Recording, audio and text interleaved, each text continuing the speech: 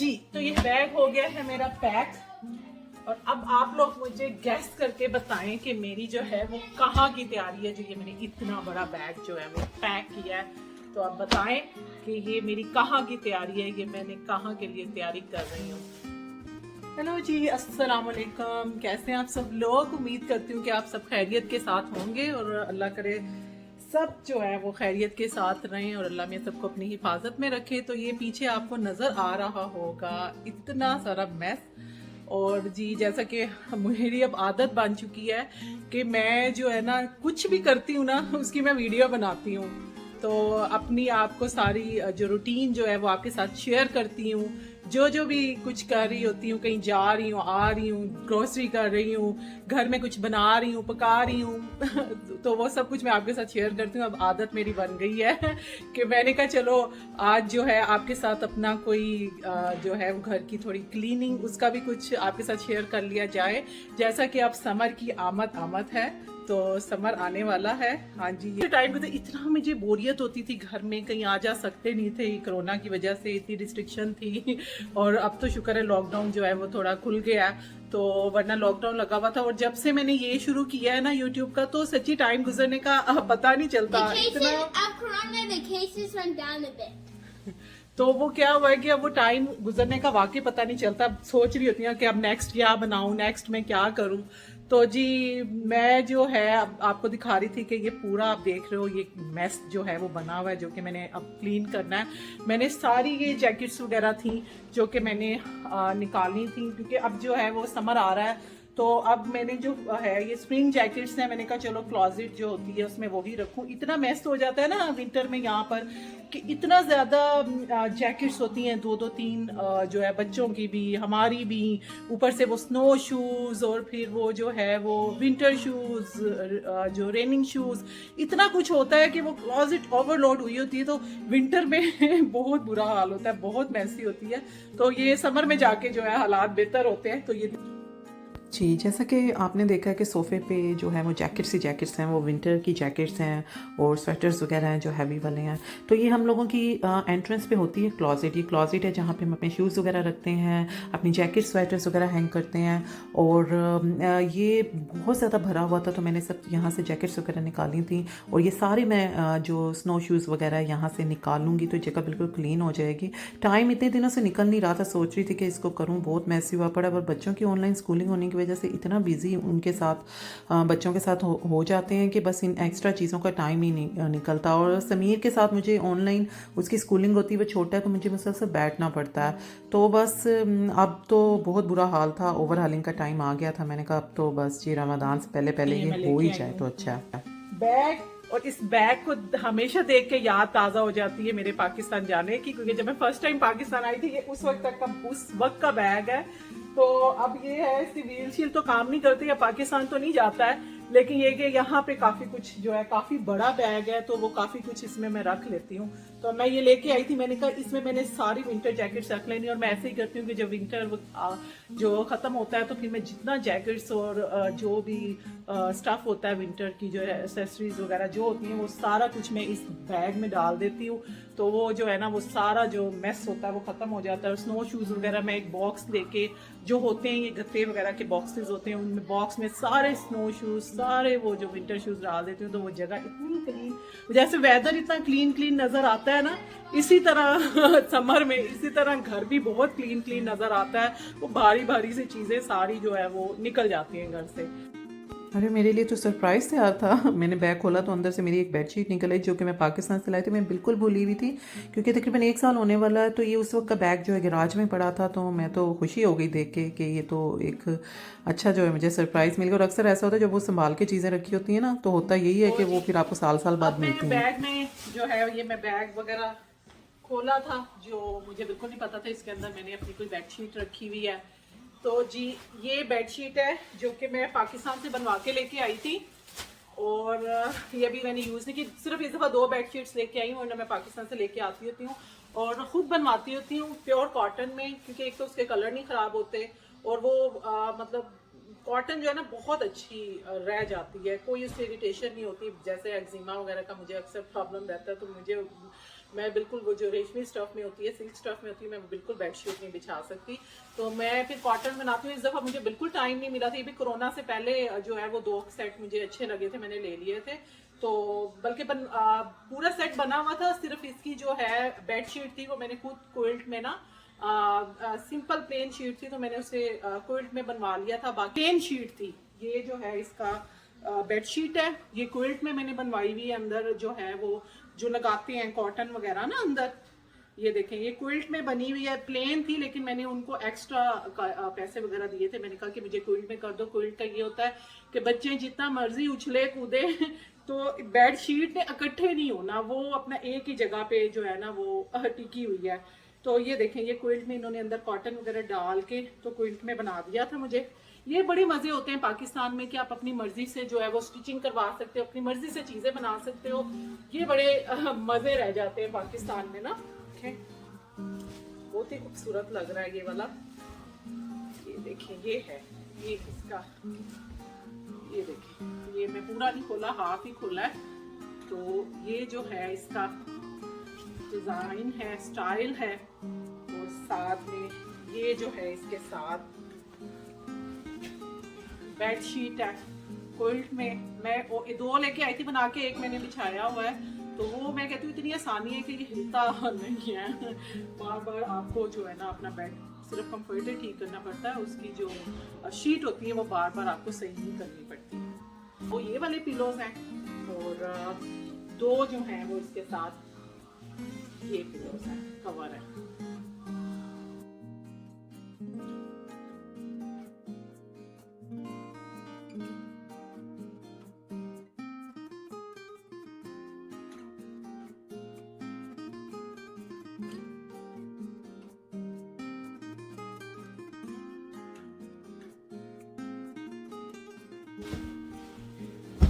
जी हाँ, तो अब आपको पता चल गया होगा मेरी कहाँ की तैयारी है। जो ये मेरी जो है वो समर की तैयारी हो रही है, क्योंकि हम यहाँ पे समर का बहुत जो है वो खुशी के साथ उसका इस्तकबाल करते हैं। हम बड़े खुशी खुशी उसको वेलकम कहते हैं समर को। तो जी ये समर की तैयारी है कि इसमें मैंने सारे रख दिए अपने जो विंटर जो क्लोथ हैं वो सब यहाँ पे चले गए हैं, और जैकेट्स और विंटर एक्सेसरीज। और अब हम जो बहुत खुशी हो रही है, रखते हैं कि शुक्र है विंटर चला गया और अब यहाँ पे जो है वो समर आ रहा है। सो ये उसी की तैयारी है। जो बच्चे बड़े होते हैं ना तो उनका मैस ज्यादा होने लगता है। ये कितना मैस लग रहा है, और ये स्पेशल मैंने इसलिए रखा था कि इसके अंदर अगर कोई चीजें वगैरह रखो तो सामने नजर ना आए। बट बच्चों ने इतना ज्यादा स्टफ यहाँ पे रख देते हैं, या हम बड़े भी, कि वो ऊपर तक आया हुआ था, तो इस बहुत भरा भरा लग रहा था। तो अब मैं इसको ऑलमोस्ट खाली करके ही रखूंगी, बहुत जरूरी चीजें रखूंगी। मायरा ये आज तो बहुत ज्यादा चीजें निकल रही हैं, बहुत संभाली हुई चीजें। ये देखें ये क्या है, ये पूरा वो है, ये जो डॉक्टर्स पहनते हैं ना, तो ये वो पूरा ऊपर से लेके नीचे तक। ये जो है ना, जब नया नया कोरोना आया था तो मैं पाकिस्तान में थी, तो मैं मई में वापस आई थी, तो इतना डर और खौफ था ना। तो ये मेरा जो भाई है सुहेब है, उसने जो है ना फिर ये मुझे लेकर दिया था। उसका दोस्त है, हम लोगों के वहाँ पाकिस्तान में नेबर्स में ही है, तो फ्रेंड है उसका, वो डॉक्टर है। तो उसने मुझे उससे लेके दिया था, कहता आप ही अगर आपको ज्यादा ही डर आ रहा था तो मैं आपको ये ले देता हूँ ये आप पहन लें। तो मैंने उस वक्त बड़े शौक से लिया। मैंने कहा अच्छा, मैं अपने बैग हैंड कैरी में रख लिया। मैंने कहा मैं सिचुएशन देखूंगी, क्या अगर किसी और लोगों ने पहना हुआ तो मैं पहन लूंगी, वरना मेरा मजाक ही ना बन जाए वहाँ पे। बहरहाल मैंने वहाँ पे देखा कि अच्छी खासी प्रिकॉशंस थी वहाँ भी प्रिकॉशंस थी। आप मास्क वगैरह सबने पहना हुआ था, किया हुआ था। बस मैंने कहा कि ये इतना मुझसे लगता है कि मेरे डबल साइज का था, बहुत ही लंबा था। हाँ, एयर होस्टेस वगैरह में सबने ये पहने हुए थे उस वक्त, तो बाकी पैसेंजर्स वगैरह से किसी ने नहीं पहना हुआ था। लेकिन उस वक्त इतना डर मैं आपको बता रही था मुझे कि मैंने रख लिया था अपने साथ ना। वो कहते हैं ना नौकर की तो नखरा की। मुझे याद है पाकिस्तान में तो हम ये काम बैठ जाते थे चेयर पे और अपनी मासियों से करवाते होते थे। जब भी वेदर चेंज होता था तो कपड़ों का जो है वो सर्दियों के रखना, गर्मियों के निकालना, ये सारे काम मासियाँ करती थी। मासी इधर रख दे, मासी उधर कर दे। तो यहाँ पे हम बेचारे खुद ही नौकर बन जाते हैं। यहाँ कोई मासियाँ नहीं हैं, कोई पाकिस्तान वाले नखरे नहीं हैं, तो यहाँ पे नखरा करने की गुंजाइश ही नहीं है क्योंकि हम खुद नौकर हैं। और ये जो है मैं अपना काम शाम मेरा कंप्लीट हो गया था। सारी जैकेट्स वगैरह मैंने बैग में डाल के जो है वो डाल दी थी गैराज में। क्लॉजेट को वैक्यूम कर दिया था, अच्छी तरह से सफाई हो गई थी। तो मैंने कहा कि चलो बाहर निकलते हैं। नानी अम्मा का फ़ोन आ गया था, उनके साथ बाहर मैंने जो है काफ़ी गपशप की। और इतना अच्छा वेदर था, बगैर स्वेटर के मैं यहाँ बैठी थी। और फिर उनसे गपशप करने के बाद मैंने कहा चलो जी ये भी वीडियो बना लो। तो अब जी ये मैं है 2-3 दिन पहले की वीडियो, मैंने कीमा नान बनाए थे। तो ये जी डो की वीडियो जो है, मैंने पहले भी कीमा नान सिंपल वाले बनाए हुए हैं, तो इसके मैं डिस्क्रिप्शन में लिंक दे दूंगी। तो डो कैसे बनती हैं आप उसमें देख के बना लीजिएगा। और अब मैं आपको बाकी का प्रोसीजर बताती हूँ कि कीमा नान कैसे बनते हैं। तो इसके लिए मैंने 4 टेबलस्पून पहले डाले ऑयल के फ्राई पैन में, और एक जो है वो मीडियम साइज़ का मैंने जो है चॉप किया हुआ ओनियन इसमें डाला है। और इस ओनियन को मैंने सॉटे करना है, मैंने ब्राउन नहीं करना है। हल्का सा ये जब सॉफ्ट हो जाएगा ना तो इसके अंदर मैंने जो है वो जिंजर गार्लिक का, बल्कि मेरे पास गार्लिक था, गार्लिक का मैंने एक जो है वो टेबलस्पून पेस्ट डाला था। जिंजर मेरे पास फिनिश हुआ था तो मैंने जिंजर पाउडर डाल दिया था। तो आपके पास जिंजर फ्रेश है तो वो डाल दें। तो हल्का सा फ्राई करने के बाद मैंने इसके अंदर कीमा डाल दिया था। मेरे पास बीफ का जो था कीमा नहीं था, ये चिकन का कीमा था। बीफ का और मटन का कीमा भी जो है वो यूज़ कर सकते हैं।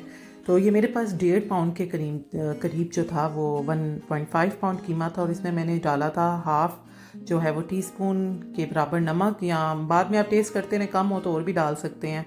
तो एक जो है वो टीस्पून मैंने क्रश जो है रेड पेपर डाला था। फिर 1 टीस्पून मैंने जो है वो धनिया पाउडर डाला था। 1 टीस्पून ज़ीरा पाउडर डाला था। हाफ़ टीस्पून मैंने गरम मसाला पाउडर डाला था। तो हल्दी डाली थी जो मैंने, वो भी हाफ़ टीस्पून डाली थी। इतना मज़े का ये कीमे वाले नान बनते हैं और बहुत ईजी बनते हैं। और साथ में मैंने जो है वो रेड पाउडर था, चिल्ली पाउडर, वो मैंने हाफ़ टीस्पून डाल दिया था क्योंकि हम ज़रा स्पाइसी शौक से खाते हैं। तो अगर आप कम खाते हैं तो बेशक ना डालें। और मैंने इसमें 1 टीस्पून ही काली मिर्च पाउडर होता है ना, ब्लैक पेपर पाउडर, वो मैंने इसमें डाला था। और इसको बस हल्का सा आपने यही करना है कि फ्राई करते रहना है, ये चीज़ें वगैरह डालनी है।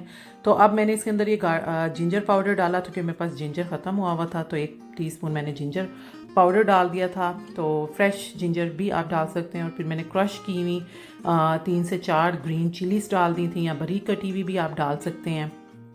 तो बस भूनते रहना है। बस थोड़ा भूनने के बाद क्या करना है कि इसमें मैंने पानी डाल दिया और इसको मैं दम पे रख दूँगी ताकि ये सॉफ्ट हो जाए कीमा। बिल्कुल बस सॉफ्ट होगा तो, और हल्का सा फ्राई करेंगे, भूनेंगे तो हमारा जो कीमा है वो तैयार हो जाएगा। तो बस इसका डो का होता है। डो की आप मेरे डिस्क्रिप्शन में देख लीजिएगा, मैं डिस्क्रिप्शन में शेयर करूँगी इसका डो का तरीका, तो वो आप बिल्कुल उसी तरीके से बनाइएगा। बाकी ये जो प्रोसीजर कीमा वगैरह कैसे बनना, आगे कीमा नान कैसे बनाने, ये आप मेरे इस वीडियो में देखेंगे। तो बस ये मैंने भून लिया था इसको। कीमा सॉफ्ट होने के बाद जो पानी हो गया था ड्राई कर लिया था, तो इसमें कोरिएंडर एंड में डाल दिया था। और अब मैं स्टोव बंद कर दूँगी क्योंकि मेरा जो कीमा जो है वो तैयार हो गया था कीमा नान के लिए। तो बहुत मज़े का ये जो है वो बनता है, बहुत टेस्टी बनता है ये कीमा नान। और आपको इसकी शक्ल बताएगी। तो बस वो देखें, मैंने 1 घंटा रखा था डो को, और मेरी 1 घंटे के बाद जो है वो ज़बरदस्त डो तैयार हो गई थी। तो वो गूंदने के बाद मैंने, और ये डो के लिए जो है वो मैदा 500 ग्राम मैंने लिया था, वो आपको मेरा खैर डिस्क्रिप्शन में लिंक है, उसमें पता चल जाएगा। तो ये मैंने अच्छी तरह इसको जो है वो प्रेस किया। फिर उसके बाद अब मैं राउंड में प्रेस करने के बाद इससे मैंने जो रोलर सा होता है उसके साथ मैंने इसके जो है पीसीस कर देने, 6 जो है वो पीसीस कर दूंगी। 6 नान जो हैं वो इसके तैयार हो जाएंगे। 500 ग्राम जो होता है मैदा, उसमें आपके 6 नान जो हैं वो इजीली तैयार हो जाते हैं। तो इसके अब बस मैं पेड़े वगैरह बना लूँगी राउंड में। और जब ये मेरे चारों जो है वो पेड़े वगैरह बन जाएंगे, बिल्कुल उसी तरह जैसे आप रेगुलर रोटी के लिए बनाते हो, उसी तरह ही जो है प्रोसीजर होता है कि जैसे यहाँ पराठा वगैरह बनाते हो आलू का, उसी तरीका ही होता है। बस आगे क्या, पराठा तो आप खैर सिंपल जो आटा होता है उसमें बनाते हैं, इसके लिए आपको बाकायदा डो बनानी पड़ती है। तो इसको मैंने बेल लिया था राउंड में। बेलने के बाद मैं इसके अंदर अब कीमा वगैरह डालूंगी, और कीमा डालने के बाद मैं इसको, जैसे आप फोल्ड करते हैं ना फिर से वो पेड़े की सूरत में, तो आपने इसको फिर से फोल्ड करना है। जैसे आप आलू का पराठा भी मैं इसी तरीके से बनाती हूँ। तो ये बस फोल्ड करने के बाद आपने जो है वो इसको बेल लेना है दोबारा से, और ड्राई वाला जो आपने है ड्राई फ्लोर भी रखना है ताकि हमारा साथ उसके चिपके ना बोर्ड के। और फिर बस इसको आपने रोटी की तरह ही बेल लेना। तो ये हमारा जो है वो तैयार हो गया। और ये देखें मैंने वो लेके फोर्क लेके ना उसमें मतलब डिज़ाइन के लिए कि खूबसूरत लुक नान वाली आती है, उससे थोड़े से वो, जैसे आपने देखा मैंने वो सुराख मतलब वो फोर्क के साथ जैसे किया। तो अब जी मैंने रख दिया है नान इसके ऊपर, और मैंने एक साइड पकानी है। जो ये देखें मेरी बस एक साइड पकनी चाहिए, ऊपर वाली साइड है वो ओवन में तैयार होगी। बस यही है कि आपने नान जितने भी बनाने हैं बस उसकी ये बैक साइड जो है वो बनाते जाएं, फ्रंट जो साइड है वो ओवन में तैयार होगी। इसी तरह मैंने दूसरा नान लिया है और उसको मैंने बेला है, और बेलने के बाद जो है वो मैंने फोर्क के साथ उसमें डिज़ाइनिंग की है। और उसके बाद फिर से मैं इसको जो है वो तवा पे डाल दूंगी, और इसकी एक बैक साइड ही सिर्फ मैंने पकानी है, और फ्रंट जो है ना वो मैंने जो बने, ये देखिए बैक बन गई ना, फ्रंट वाली जो है वो सारी ओवन में तैयार होगी। और इतने मज़े के नान बनते हैं, देखें सारी अब जो है वो बैक साइड से वो हो गए हैं। और अब ये फ्रंट है ना, इसमें मैं योगर्ट है वो योगर्ट का जो है वो मैं इस पर मैं योगर्ट लगा दूंगी सबके ऊपर, नान के ऊपर। बड़ा अच्छा इसका टेस्ट आता है और बड़ी अच्छी लुक इसकी आती है। और इसके अंदर जो है ये कलवंजी जो होती है ना वो मैंने इस पर लगा दी है। बेशक आप जो है ड्राई मेथी होती है वो लगा सकते हो, ड्राई पार्सली लगा सकते हो। तो अब जी मैं अब इसे ओवन में रख दूंगी, और ये ओवन में बस इसे मैं 10 मिनट्स रखूँगी, 10 to 15 मिनट्स लगे थे मेरे, और ये रेडी हो गए थे। और ये देखें ज़बरदस्त। और अब मैं इसके ऊपर बटर लगा रही हूँ। तो बटर से तो आपको पता है कि कितना ज़बरदस्त किस्म का इसका टेस्ट आता है, इतना अच्छा टेस्ट लगता है बटर के साथ। तो ये देखें मैंने बटर वगैरह लगा दिया है, इतने मज़े के क्रिस्पी और क्रंची से बने थे और सॉफ्ट भी थे। और साथ में मैंने इसके चटनी बनाई थी पुदीने धनिया और योगर्ट वाली। और ये देखें मेरी लुक, यकीनन आपको बहुत अच्छा लग रहा होगा। और ये रमज़ान स्पेशल नान है तो आप प्लीज़ इसको ट्राई कीजिएगा, बहुत ज़बरदस्त बनते हैं और मुझे पता आपको बहुत पसंद आएंगे, क्योंकि घर में मेरे भी सबको बड़े पसंद आए थे। और आलू वाले तो मैं बनाती थी, लेकिन कीमे वाले मैंने फ़र्स्ट टाइम बनाए थे और बहुत कमाल बने थे तो मैं देखो देख देख के खुश हो रही थी, वाह मुझसे इतने अच्छे नान बन गए। तो ये देखें नान का, आप ये देखें आपको सही पता चलेगा कि नान अंदर से भी कितना अच्छा लग रहा है, अंदर से कैसा लग रहा है, अंदर से भी कितनी कमाल इसकी जो है वो लुक आ रही है। तो अगर आपको मेरी रेसिपी अच्छी लगी है और मेरी वीडियो अच्छी लगी है तो मेरी वीडियो को लाइक करें और मेरे चैनल को सब्सक्राइब करें। फिर मिलते हैं नेक्स्ट वीडियो में। अल्लाह हाफिज़, बाय बाय।